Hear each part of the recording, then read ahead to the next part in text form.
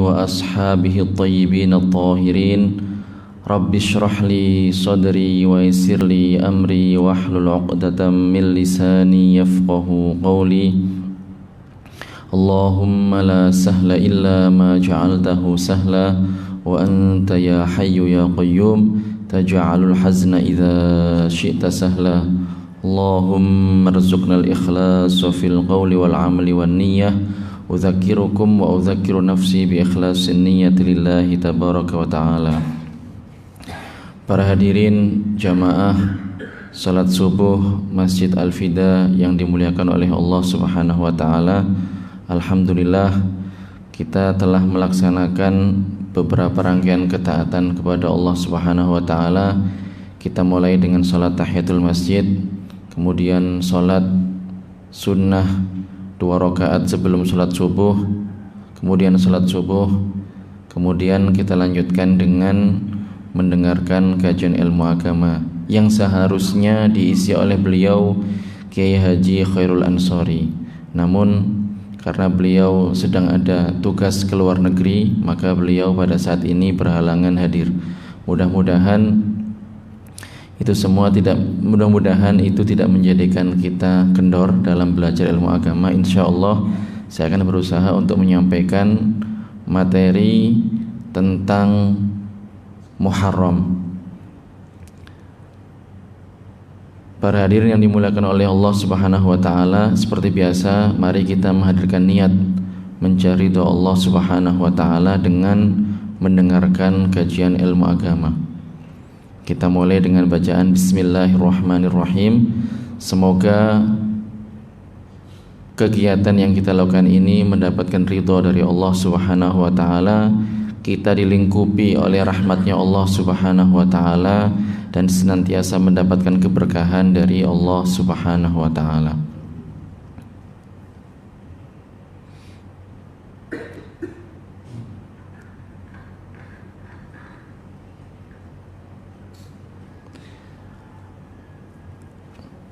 Dalam sebuah hadisnya Rasulullah sallallahu alaihi wasallam yang diriwayatkan oleh Imam Ahmad bin Hanbal dalam kitabnya Musnad, Rasulullah sallallahu alaihi wasallam pada saat itu mendapati orang-orang Yahudi sedang melaksanakan ibadah puasa.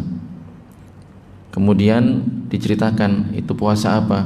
Nabi bertanya kepada mereka dan akhirnya dijawab bahwasanya pada hari itu terdapat beberapa peristiwa yang luar biasa yang insyaallah akan kita bahas. Kemudian di akhir hadis Rasulullah mengatakan ana ahaqqu bi Musa wa ahaqqu bi shaumi hadzal yaum. Jadi beliau mengatakan bahwasanya saya, kata Kanjeng Nabi, lebih berhak atas Nabi Musa dibandingkan dengan mereka orang-orang Yahudi. Kemudian saya lebih berhak untuk melaksanakan puasa hari ini. Dan akhirnya Rasulullah memerintahkan para sahabatnya untuk melaksanakan puasa. Jadi di bulan Muharram seperti ini, ya, barusan beberapa hari yang lalu kita memperingati tahun baru Hijriah, tahun baru Islam. Umat Islam mempunyai tahun baru yang disebut dengan tahun Hijriah, yang terdiri dari 12 bulan juga. Namun perhitungan bulannya ini berdasarkan atas bulan, bukan berdasarkan pergerakan matahari, tapi pergerakan bulan. Jadi di setiap bulannya itu di akhir bulan merupakan kewajiban seorang muslim atau sebagian dari umat Islam untuk melakukan yang namanya muraqabah, memperhatikan bulan. Dilihat apabila bulan kelihatan, ya, setelah masuknya waktu salat maghrib bulan kelihatan, maka itu menunjukkan bahwasanya besok adalah bulan baru atau sekarang adalah tanggal 1. Namun apabila tidak kelihatan, maka menyempurnakan. Jadi kalau bulan Islam itu jumlah atau usia bulan dalam bulan Islam itu adalah kalau tidak 29 berarti 30 hari. Dan ini berdasarkan salah satu dari 2 perkara yang saya sebutkan. Di akhir bulan orang melihat bulan, Di akhir bulan perhitungan tahun itu orang melihat bulan yang ada di atas langit, dilihat kalau setelah tenggelamnya matahari terlihat bulan sabit, maka berarti besok adalah tanggal 1 atau saat itu adalah tanggal 1. Namun kalau tidak kelihatan, maka bulan disempurnakan menjadi 30 hari, seperti itu. Dan ini dilaksanakan tidak hanya menjelang bulan Ramadan atau di akhir bulan Ramadan, tetapi setiap bulan seperti itu. Ini hukumnya adalah fardu kifayah. Apabila sebagian umat Islam mengerjakan itu, maka gugur kewajiban umat Islam yang lain. Nah, jadi kita sudah memasuki tahun baru, tahun 1441 Hijriah. Nah, bulan pertama dalam bulan Islam adalah bulan Muharram. Dan dalam bulan Muharram ini ada satu hari yang pada hari itu terdapat banyak peristiwa yang sangat luar biasa yang insya Allah akan kita bahas. Hari itu adalah disebut dengan hari Ashura. Ashura ini berasal dari kata-kata asyarah yang artinya adalah 10. Jadi ketika dikatakan hari Ashura, maka maknanya adalah hari ke-10 bulan Muharram. Jadi kalau ada orang mengatakan hari Ashura, itu maksudnya adalah hari ke-10 bulan Muharram di setiap tahun Hijriah. Jadi dalam hari ini ada beberapa peristiwa luar biasa, peristiwa yang kita sebagai umat Islam sepatutnya untuk mengetahui peristiwa apa saja yang terjadi pada hari ini, supaya kita bisa mengambil hikmah, supaya kita bisa mengambil manfaat dari kisah-kisah tersebut, meneladani para ulama atau para nabi atau orang-orang soleh yang terdapat dalam kisah tersebut. Nah, berikut ini adalah beberapa kisah yang terjadi pada bulan Muharram, tepatnya pada tanggal 10 bulan Muharram yang disebut dengan hari Ashura. Sebenarnya banyak, tidak hanya 3 kisah ini, tetapi pada pertemuan yang singkat ini akan saya fokuskan untuk membahas 3 kisah ini. Yang pertama adalah selamatnya Nabi Nuh alaihissalam dan para pengikut beliau, serta berlabuhnya kapal mereka di Bukit Judi dengan selamat. Padahal pada saat itu dunia telah dilanda banjir yang menghanyutkan dan membinasakan. Ini peristiwa yang pertama. Peristiwa yang kedua adalah selamatnya Nabi Musa alaihissalam dan umat beliau dari kaum Bani Israel dari pengejaran Raja Fir'aun. Ini juga terjadi pada bulan Muharram. Kemudian kisah yang ketiga adalah kisah duka, kisah pembantaian Sayyidina Al-Husain. Ini adalah cucu Rasulullah sallallahu alaihi wasallam, putra dari putri Rasulullah sallallahu alaihi wasallam, Sayyidah Fatimah, dan juga keluarga dari Sayyidina Husain. Ini juga terjadi pada bulan Muharram, tepatnya pada tanggal 10, dikenal dengan hari Ashura. Dan yang lainnya, masih banyak yang lainnya peristiwa yang terjadi pada hari ini. Namun kita akan memfokuskan pada 3 pembahasan ini saja.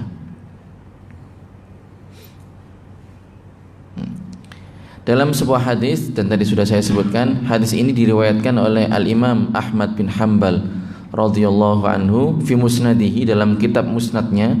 Al-Imam Ahmad bin Hanbal, perlu kita ketahui bersama, beliau ini adalah seorang pakar hadis. Jadi Al-Imam Ahmad bin Hanbal, beliau ini adalah seorang pakar hadis sekaligus pakar fikih. Beliau adalah murid dari Imam Asy-Syafi'i. Jadi termasuk imam besar, salah satu dari imam 4 madhab. Yang pertama imam secara sejarah, secara urutan masa. Yang pertama adalah Al-Imam Abu Hanifah Nu'man bin Thabit. Kemudian setelahnya adalah Imam Malik bin Anas. Kemudian muridnya adalah Al-Imam Asy-Syafi'i Muhammad bin Idris. Kemudian muridnya lagi adalah Al-Imam Ahmad bin Hanbal. Nah, beliau ini adalah yang meriwayatkan hadis yang akan saya sebutkan terkait dengan peristiwa-peristiwa yang terjadi pada 10 Muharram atau yang dikenal dengan hari Ashura. Dalam hadis itu disebutkan an Abi Hurairah, dari sahabat Abu Hurairah, annahu qol, bahwasanya beliau bersabda, marran nabiyyu sallallahu alaihi wasallam bi unasin minal yahud. Suatu ketika Rasulullah ini melewati, bertemu dengan sekumpulan orang dari kalangan orang-orang Yahudi.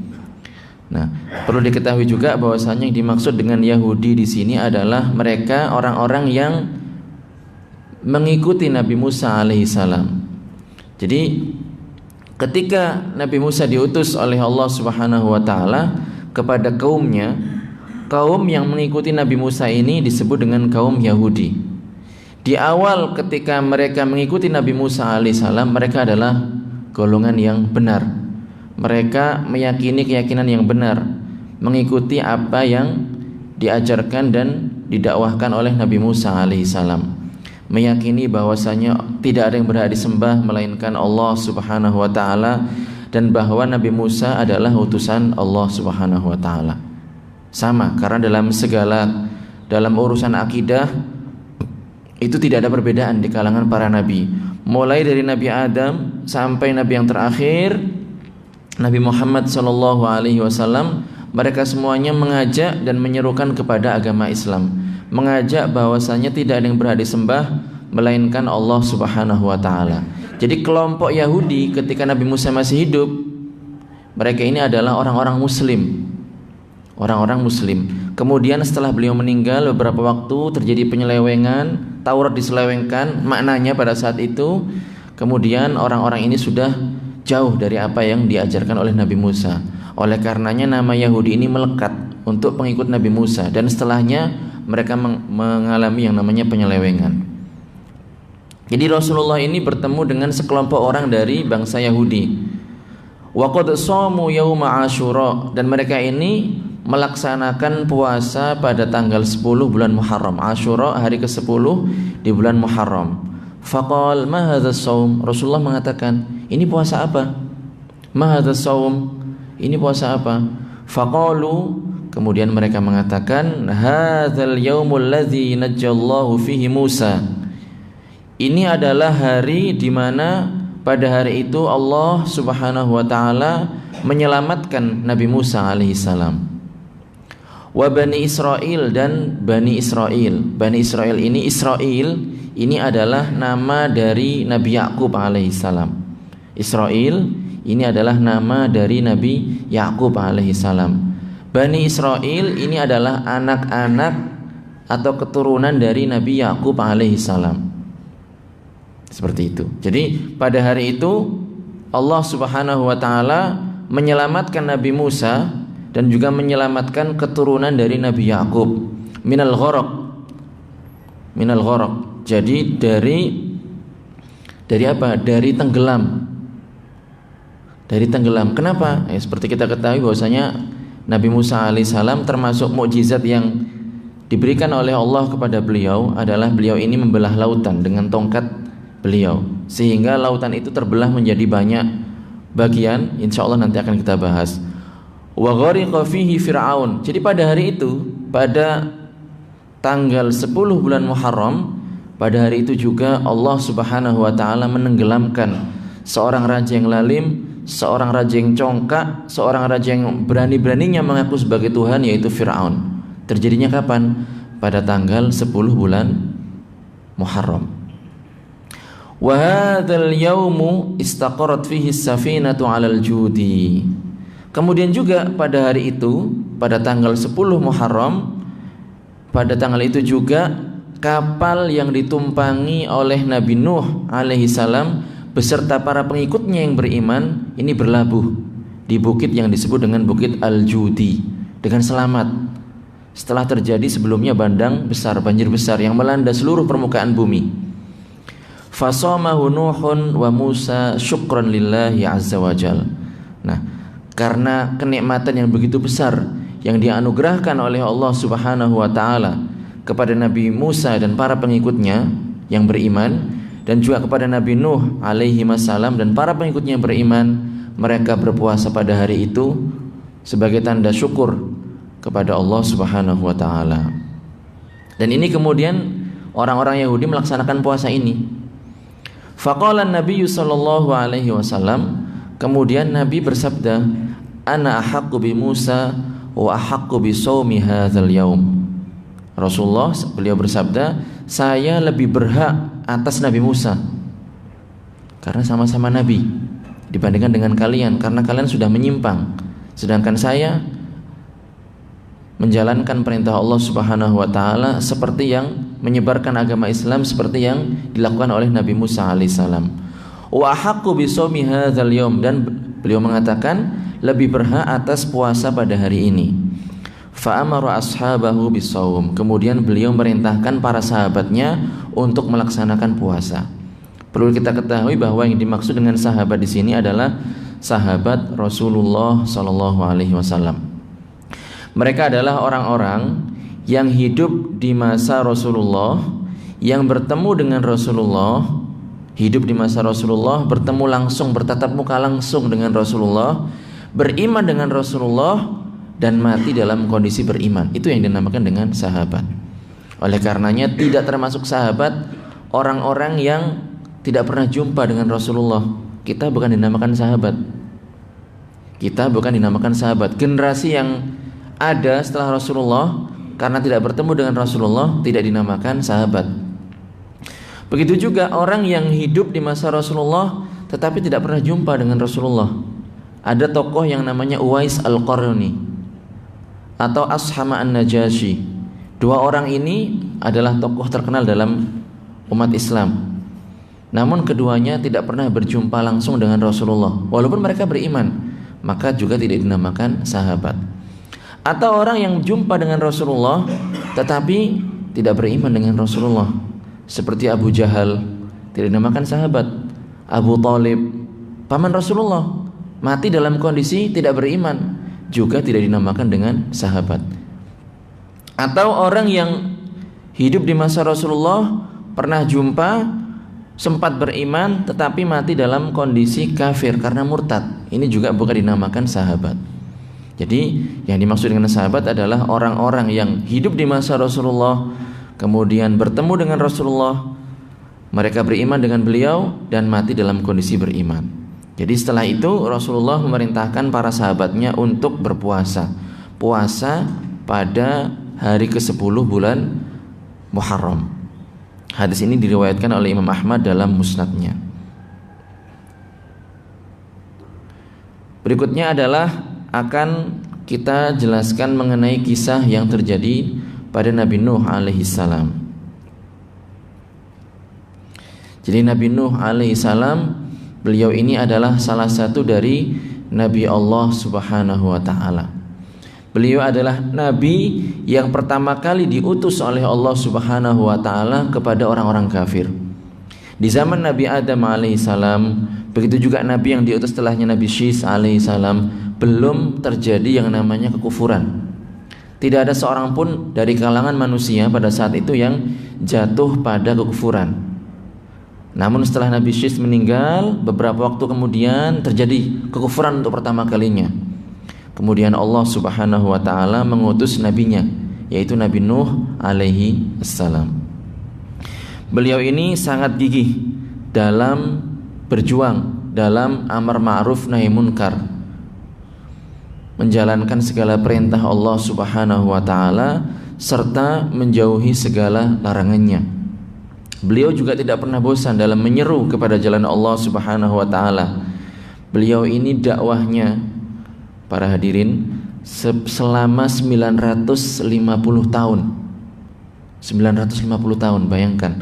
Namun demikian yang beriman dari kalangan umatnya ini hanya sedikit, kisaran antara 80 atau lebih dikit atau kurang dikit. 950 tahun berdakwah, beliau seorang nabi, dilengkapi oleh Allah Subhanahu wa ta'ala dengan berbagai macam keistimewaan. Para nabi itu kan kalau berbicara lisannya fasih, punya mukjizat. Namun yang beriman hanya sekitar itu. Ini bukan aib bagi Nabi Nuh alaihi salam. Beliau sudah berusaha semaksimal mungkin. Namun masalah mendapatkan hidayah atau tidak, itu semuanya adalah tergantung kepada kehendak Allah Subhanahu wa ta'ala. Yahdi may yasha wa yudhillu may yasha. Jadi Allah Subhanahu wa ta'ala memberikan petunjuk kepada hamba yang ia kehendaki, dan Allah Subhanahu wa ta'ala menyesatkan hamba yang Ia kehendaki. Jadi ini adalah keyakinan kita, keyakinan Ahlus Sunnah wal Jamaah, meyakini bahwasanya petunjuk dan kesesatan itu adalah merupakan ciptaan Allah Subhanahu wa taala, kehendak dari Allah Subhanahu wa taala. Jadi beliau ini dakwahnya lama, 950 tahun, disebutkan dalam Al-Quran, ada ayatnya. Namun demikian yang beriman hanya sejumlah itu saja. Beliau ini mendapatkan perlakuan yang sangat tidak menyenangkan dari kaumnya. Beliau dipukulin sampai beliau ini pingsan dan dikira mati. Baru umatnya ini berhenti untuk menyakiti dan menganiaya beliau. Seperti itu. Akhirnya beliau ini mendapatkan perintah dari Allah Subhanahu wa taala, mendapatkan ilmu dari Allah Subhanahu wa taala bahwasanya tidak ada yang beriman kecuali orang yang sudah beriman. Jadi sudah, setelah jumlah tadi tidak ada yang beriman lagi, dan diperintahkan untuk membuat perahu.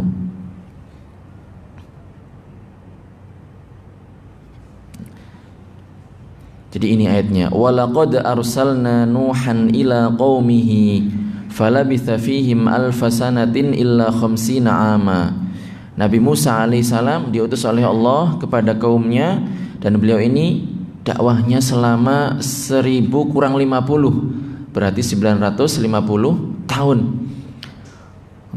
Fa akhadhahumut tufan wa hum zalimun, dan akhirnya mereka setelah tidak ada yang beriman, jadi yang beriman sudah ditentukan oleh Allah Subhanahu wa taala, hanya itu saja.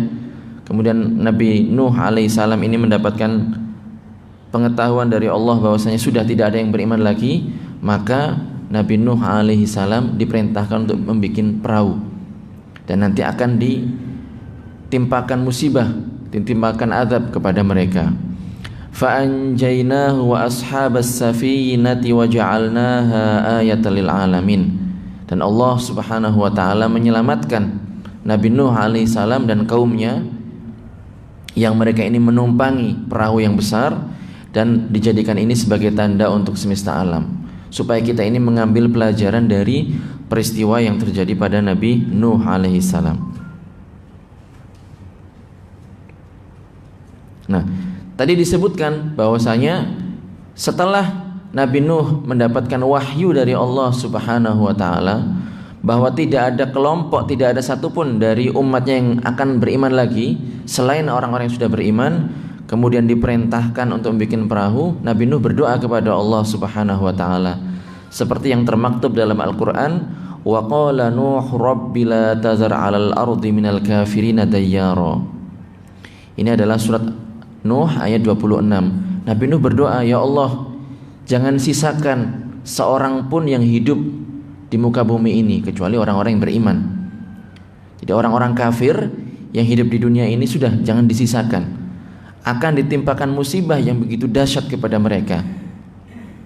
Bahkan sebagaimana kita ketahui bahwasanya putra Nabi Nuh sendiri saja tidak selamat dalam musibah ini. Kenapa? Karena putra Nabi Nuh yang namanya Kan'an ini termasuk orang-orang yang tidak beriman kepada Nabi Nuh, tidak beriman dengan bapaknya sendiri. Jadi masalah keimanan, masalah petunjuk, masalah kesesatan itu semuanya adalah kembali kepada Allah Subhanahu wa taala. Ini putranya Nabi, tetapi tidak menjamin dia mendapatkan petunjuk dari Allah Subhanahu wa taala. Karena itu semuanya adalah kembali kepada kehendak Allah Subhanahu wa taala. Nah, oleh karenanya dari sini kita paham bahwasanya keturunan atau nasab itu tidak menjadikan jaminan seseorang berada di jalur kebenaran. Orang boleh saja dia anaknya kiai, putranya orang soleh, bapaknya wali, kakeknya seorang yang tokoh keagamaan yang terkenal, wali, dan seterusnya. Namun ternyata anaknya ini adalah orang yang tidak benar. Dalam sebuah hadis Rasulullah Shallallahu Alaihi Wasallam menyebutkan, man batta'a bihi nasabuhu, man batta'a bihi amaluhu, lam yusri' bihi nasabuh. Jadi orang yang amalnya ini pelan, ini nasabnya tidak menjadikan cepat. Kalau dia fasik, walaupun bapaknya wali, ya sudah, tidak ada kaitannya, tetap dia berdosa. Kalau orang ini tidak pernah belajar, walaupun bapaknya kiai, bapaknya tokoh agama, ya sudah, dia tidak akan mendapatkan ilmu. Karena manusia itu ketika dilahirkan, mereka dalam kondisi yang tidak tahu menahu. Semua dari kita dilahirkan oleh ibu-ibu kita dalam kondisi kita tidak mengerti apa-apa, kemudian berproses. Jadi harus belajar.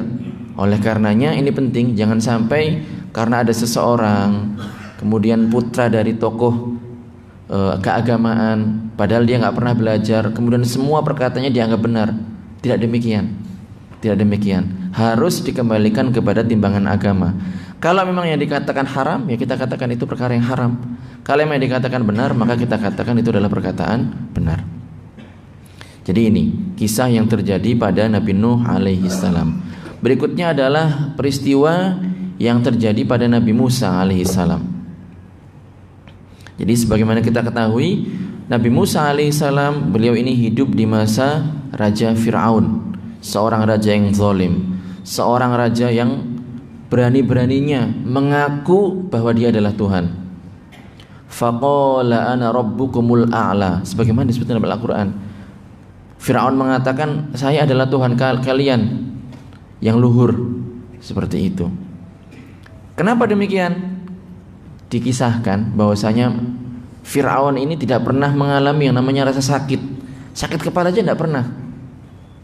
Puluhan tahun nggak pernah sakit. Sehingga dia sombong, kemudian mengaku dia adalah Tuhan. Nah, dan Fir'aun ini melihat banyak mukjizat Nabi Musa alaihissalam. Tapi itu kembali yang menjadikan petunjuk, yang menciptakan kesesatan, semuanya adalah Allah Subhanahu wa taala. Orang walaupun ketemu dengan Nabi, melihat mukjizat yang dianugerahkan oleh Allah kepada Nabi tersebut, mendapatkan keterangan yang benar dengan lisan sefasih apapun, tetapi kalau hatinya sudah dikunci oleh Allah Subhanahu wa taala, maka dia tidak akan mendapatkan petunjuk. Kita kasih 1000 dalil, nggak akan terima. Karena hatinya sudah ditutup oleh Allah Subhanahu wa taala. Namun demikian, karena itu adalah kembali kepada kehendak Allah Subhanahu wa taala, kita tidak boleh bosan. Kita harus menjadikan kisah yang terjadi pada Nabi Nuh alaihissalam menginspirasi kita. Ketika kita sudah tahu kebenaran, kita harus menyuarakannya. Kita harus menyebarkannya kepada orang lain. Urusan orang itu mau menerima atau menolak, itu kita serahkan kepada Allah Subhanahu wa taala. Tetapi tetap kita harus mencari dengan cara yang paling santun, cara yang paling baik, sekiranya itu diterima oleh orang yang kita ajak kepada jalan kebenaran. Jadi Fir'aun ini melakukan penolakan terhadap dakwah Nabi Musa alaihissalam dan melakukan penganiayaan kepada kaumnya, hingga akhirnya Nabi Musa dan kaumnya ini keluar dari Mesir, karena pada saat itu yang menguasai Mesir adalah Fir'aun. Dan jumlah mereka ini adalah 600.000 orang. Nabi Musa beserta kaumnya, kemudian juga Nabi Harun alaihissalam, saudara dari Nabi Musa, dua-duanya ini adalah nabi. Mereka keluar dari Mesir karena perintah Allah Subhanahu wa taala. Jumlah mereka adalah 600.000. Kemudian Raja Fir'aun, raja yang lalim, raja yang congkak, raja yang sombong ini melakukan pengejaran terhadap mereka. Jumlah Fir'aun dan bala tentaranya lebih banyak. Jumlahnya ini hampir 2 kali lipatnya, 1.600.000. 1.600.000. Kemudian ketika sampai di tepi laut, Allah Subhanahu wa taala memerintahkan Nabi Musa alaihissalam untuk memukulkan tongkatnya. Jadi termasuk mukjizat yang agung yang diberikan oleh Allah Subhanahu wa taala kepada Nabi Musa adalah tongkat. Tongkat ini sebagaimana disebutkan dalam Al-Quran berubah menjadi ular yang besar. Kemudian juga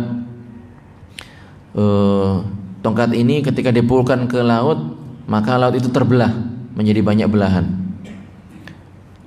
Sebagaimana hal itu disebutkan dalam Al-Quran, fa'auhayna ila Musa anidrib bi'asakal bah. Jadi Allah Subhanahu wa taala mewahyukan kepada Nabi Musa supaya memukulkan tongkatnya ke laut.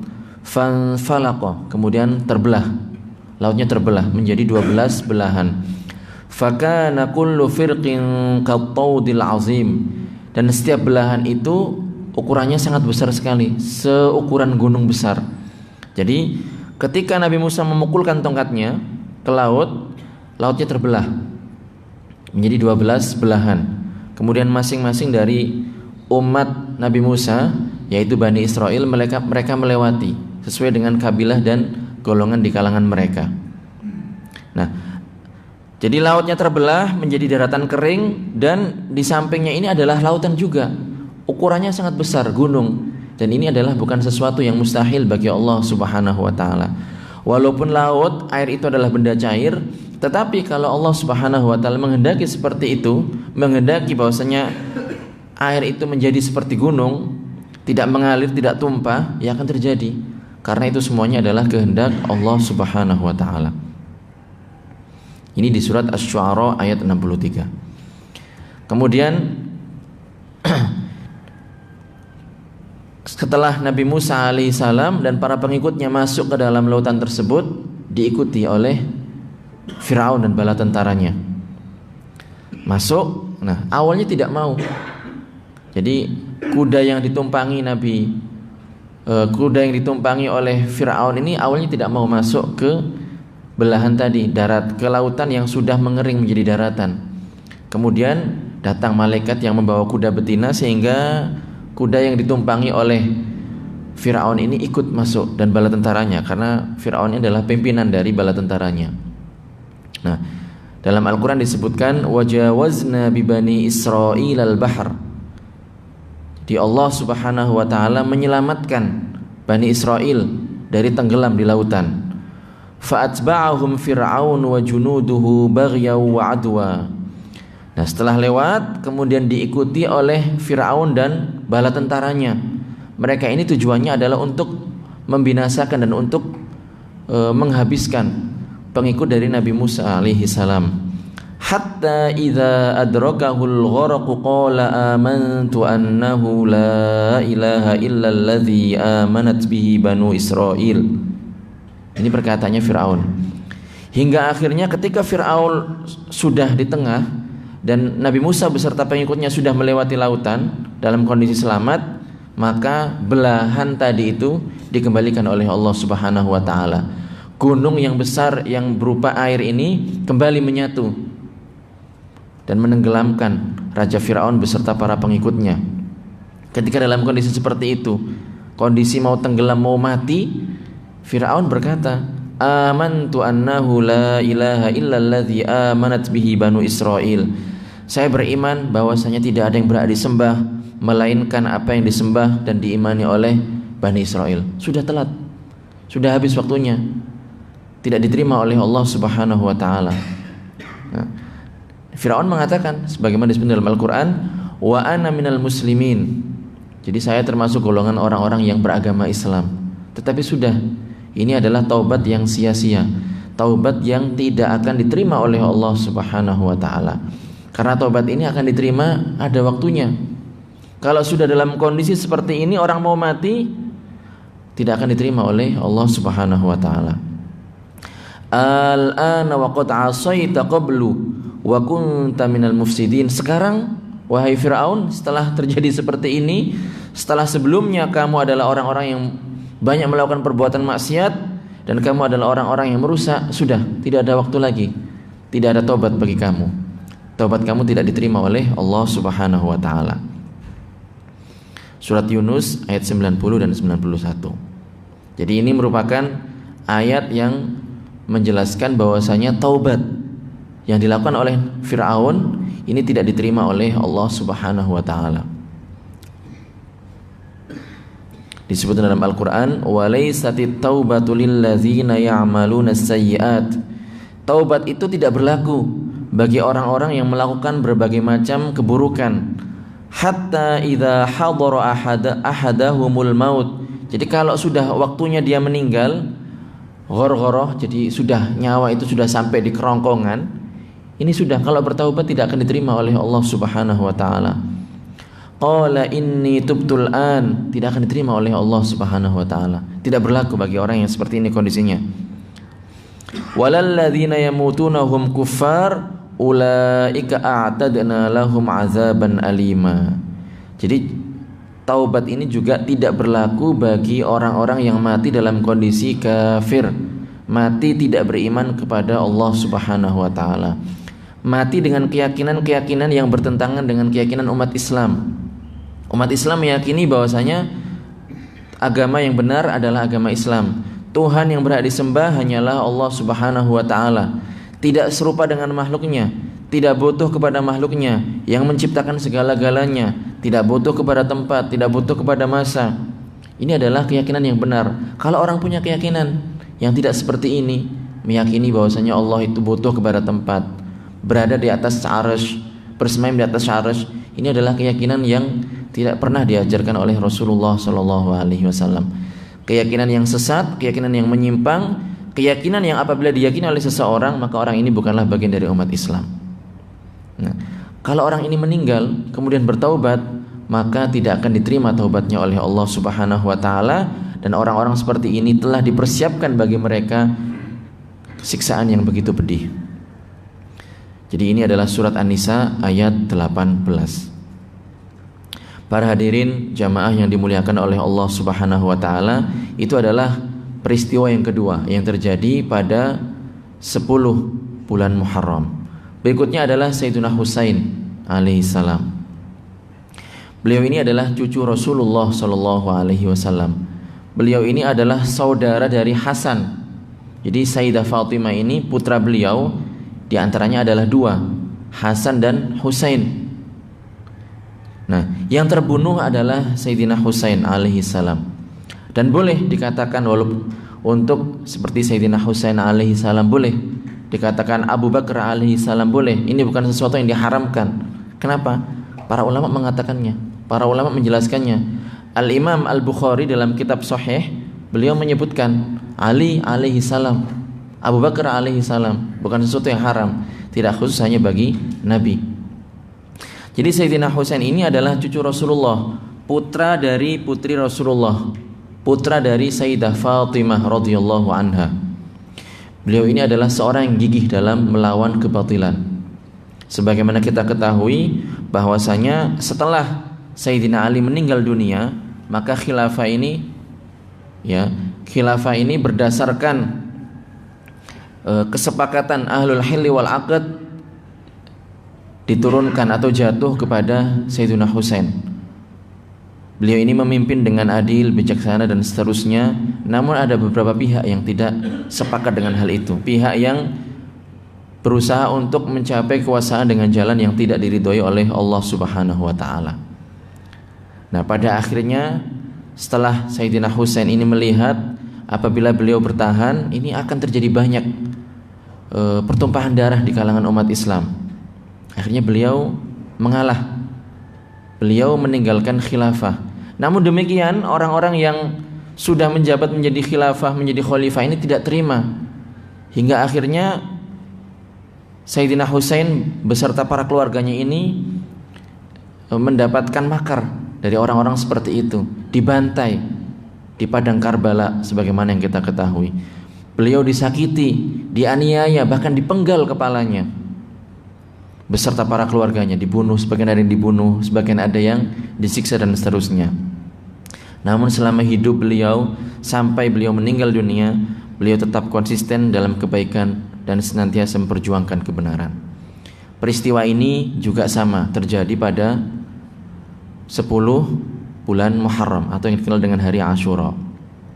Jadi ini adalah peristiwa-peristiwa yang perlu kita ketahui, perlu kita ingat kembali, perlu kita teladani bahwasanya segenting apapun, sedahsyat apapun musibah yang melanda seseorang, maka hendaknya orang tersebut senantiasa istiqomah berada di jalur kebenaran dan memperjuangkan kebenaran tersebut.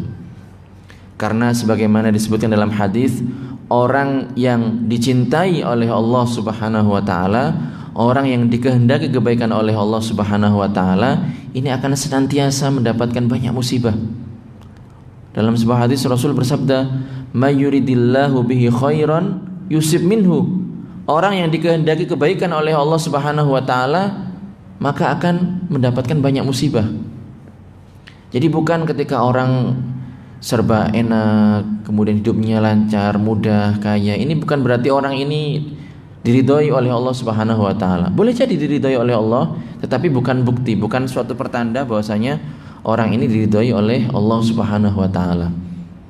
Karena di hadis yang lain Rasulullah mengatakan bahwasanya aktsarun nasi balaan al-anbiya. Jadi orang yang paling banyak ditimpakan musibah kepada mereka adalah para nabi. Summal amsal fal amsal. Kemudian orang-orang yang berada di bawahnya.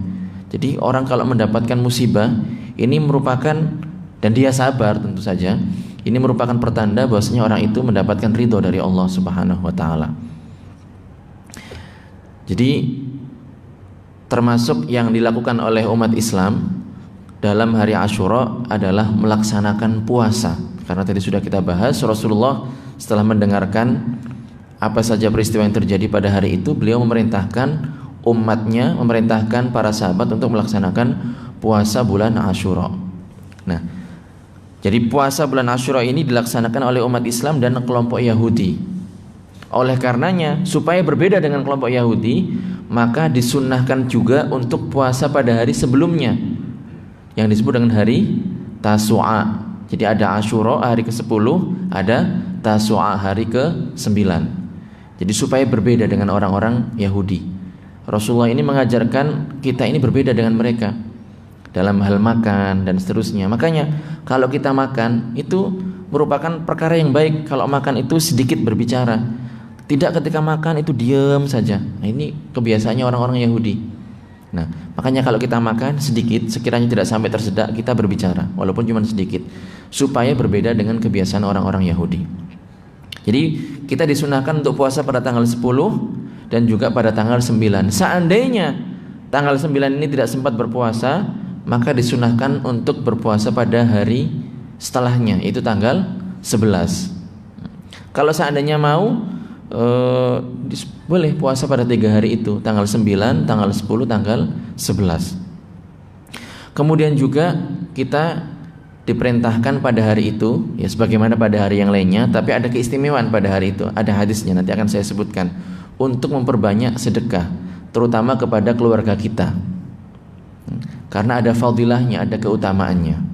Kemudian juga, ya tentunya semuanya ini harus berdasarkan ilmu agama. Kita senantiasa harus belajar dari orang yang terpercaya, yang punya mata rantai keilmuan yang bersambung hingga ke Rasulullah Shallallahu Alaihi Wasallam. Dalam hadisnya ini terkait yang sebelumnya tadi, man wassa'a ala ayalihi wa ahlihi yauma Asyura lam yazal fi sa'atin sa'ira sanatih. Jadi orang yang bersedekah, yang memberikan nafkah kepada keluarganya, kepada orang-orang yang menjadi tanggungannya pada hari ke-10 bulan Muharram atau disebut dengan hari Asyura, maka dia ini akan mendapatkan kemudahan sepanjang tahun. Jadi ini adalah hadis, walaupun hadis ini hadis yang lemah, tetapi karena ini adalah hadis yang berkaitan dengan fadhailul amal, keutamaan-keutamaan amal, maka boleh diamalkan. Oleh karenanya, marilah kita senantiasa semangat dalam menuntut ilmu agama. Kita senantiasa mengambil ilmu agama dan pastikan bahwasanya ilmu agama itu dipelajari dengan hadir di majelis ta'lim seperti ini, dari orang-orang yang terpercaya, dari orang-orang yang punya sanad, punya mata rantai keilmuan yang terus bersambung hingga ke Rasulullah Shallallahu Alaihi Wasallam. Kita harus memperhatikan dalam ilmu agama, kita lihat siapa orang yang menyampaikan ini, orangnya bagaimana, track recordnya bagaimana, pernah mondok apa enggak. Kalau orang misalnya tidak pernah belajar ilmu agama, kemudian pakai jubah, jenggotnya besar dan seterusnya, tidak langsung seperti itu serta-merta kemudian orang ini jadi orang paling alim sedunia, enggak. Tapi harus diperhatikan, sebagaimana dikatakan oleh Al-Imam Ibnu Sirin, beliau mengatakan, inna hadzal ilma dinun fanzuru aman ta'khuduna dinakum. Jadi kita lihat, kita mendapatkan ilmu agama dari mana. Kita saja kalau sedang dalam kondisi sakit, kita datangnya ke dokter beneran, dokter yang benar-benar dia adalah seorang dokter, bukan dokter abal-abal. Kenapa? Ya biar kita nggak malah praktek. Begitu juga dengan masalah ilmu agama, lebih-lebih. Karena kalau orang salah orang dalam masalah kedokteran, dia akan membahayakan itu dalam kesehatannya. Tetapi kalau orang salah dalam urusan keagamaan, ini akan membahayakan dia tidak hanya dalam urusan dunianya saja, tetapi dalam urusan akhiratnya. Para hadirin yang dimuliakan oleh Allah Subhanahu wa taala, jadi peristiwa yang terjadi di masa lampau merupakan cerminan bagi kita supaya kita senantiasa istiqomah, konsisten untuk memisahkan antara kebenaran dan kebatilan. Kebenarannya kita ikuti, kebatilannya kita tinggalkan. Kita pisahkan antara yang baik dengan yang buruk. Yang baik kita lakukan, yang buruk kita tinggalkan. Agar kita dapat meratakan, menapaki jalan untuk menuju masa depan, untuk menuju surganya Allah Subhanahu wa taala. Peristiwa itu semua adalah merupakan pelajaran. Terdapat hikmah yang sangat bermanfaat bagi orang-orang yang mempergunakan akalnya. Pergantian siang dan malam, pergantian musim, kemudian segala hal perubahan yang terjadi alam semesta ini menunjukkan, merupakan tanda bahwa Allah Subhanahu wa taala adalah Zat yang Esa dan Maha Kuasa. Mudah-mudahan bermanfaat apa yang saya sampaikan. Semoga kita dijadikan oleh Allah Subhanahu wa taala orang-orang yang mendapatkan petunjuk. Kita dijadikan oleh Allah Subhanahu wa taala orang yang mau mendengarkan perkataan dan mengikuti kebaikannya. Mudah-mudahan kita istiqomah dalam menyuarakan kebenaran dan mengaji ilmu agama. Hadanallahu wa iyyakum ajma'in. Allahumma ja'alna mimma yastami'una al-qawla wa yattabi'una ahsanah. Barakallahu fikum.